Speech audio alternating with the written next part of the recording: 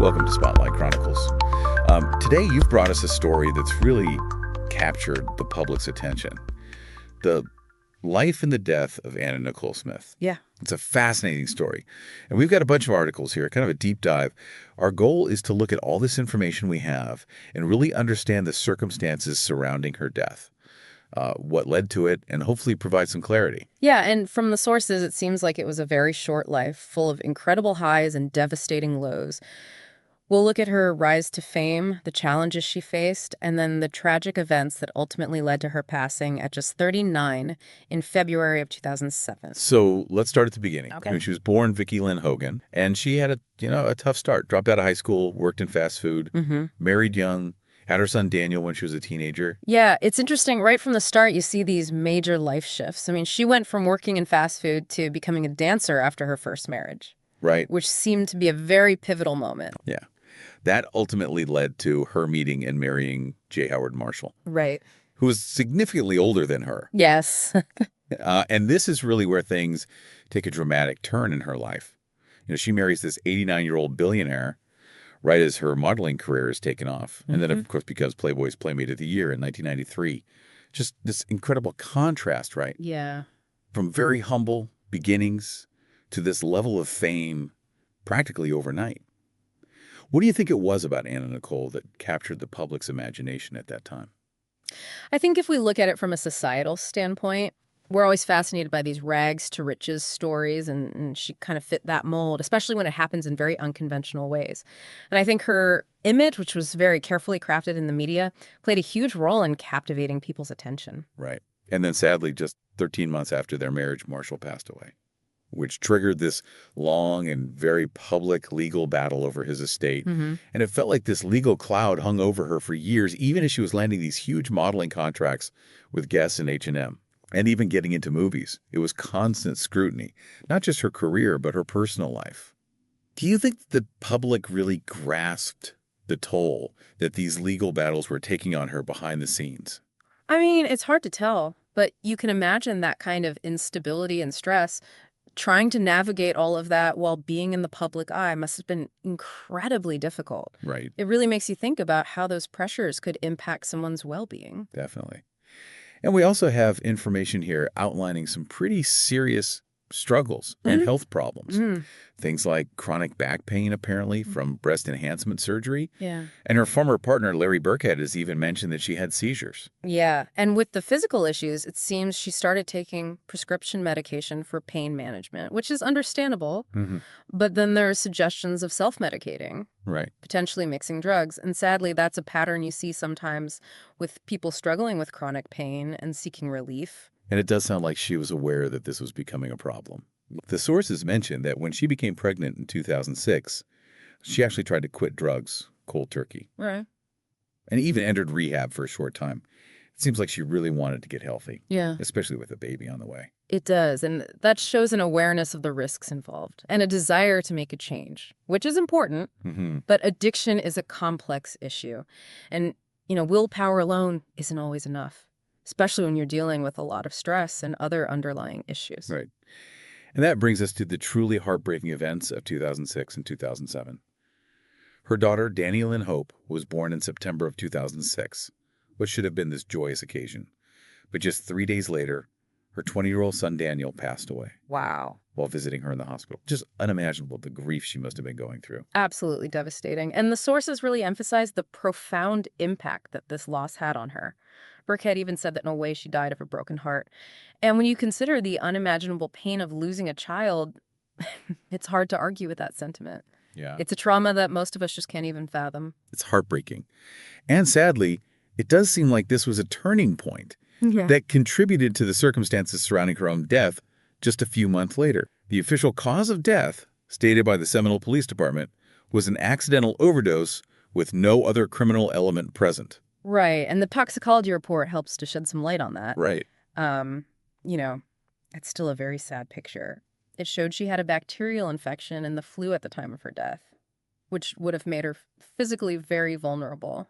On top of that, there were multiple substances found in her system, methadone and Valium, which were at therapeutic levels, but also chloral hydrate, which is a strong sedative that's rarely prescribed these days because of the risks, and lorazepam, another sedative. Yeah, the chloral hydrate stands out. There was a report from her security guard that she was often slurping it from a bottle, Wow.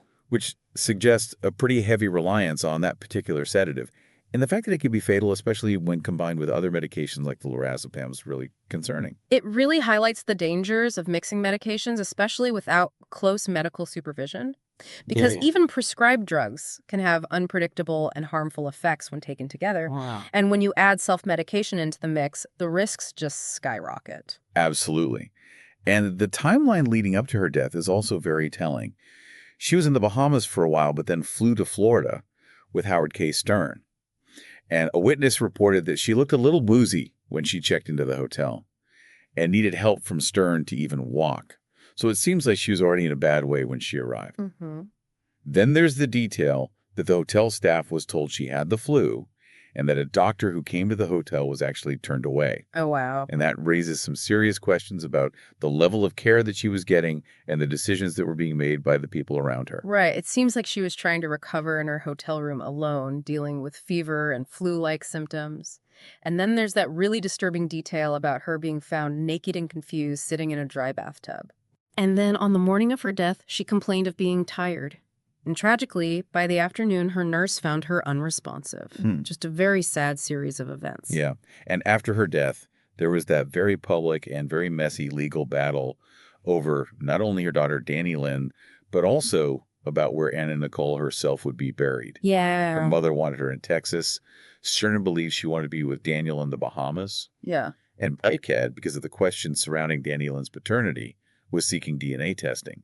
It really highlights the complicated web of relationships and all the unresolved issues that surrounded her life, even after she was gone. It really does. And the fact that her burial became this whole legal dispute underscores the lack of peace that seemed to follow her throughout her later life. Yeah. It's a sad detail in an already tragic story. Yeah, in the end, she was buried beside her son Daniel in the Bahamas, despite her mother trying to stop the funeral at the last minute.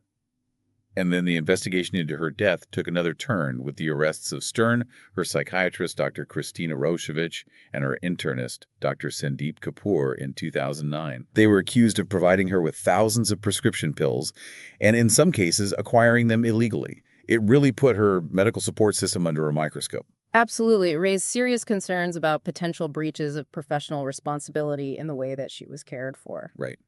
The trial took place in 2010. Stern was found guilty on 2 counts of conspiracy. Roshevich was convicted of 4 charges, but Kapoor was acquitted of everything. But it's important to note that later, a Los Angeles judge actually dismissed the felony charges against Stern and most of the charges against Roshevich. It was a very legally complex aftermath to an already tragic situation. It sounds like it, and it suggests that while there were definite concerns about the prescriptions she was receiving, proving criminal intent beyond a reasonable doubt was challenging in the legal system. Right. And when you look at the reactions to her death, it's clear that she had a big impact on a lot of people. Friends and colleagues expressed a lot of shock and sadness, many pointing to Daniel's death as the real turning point in her decline. Paul Marciano from Guess even said that he believes she didn't survive the loss of her son.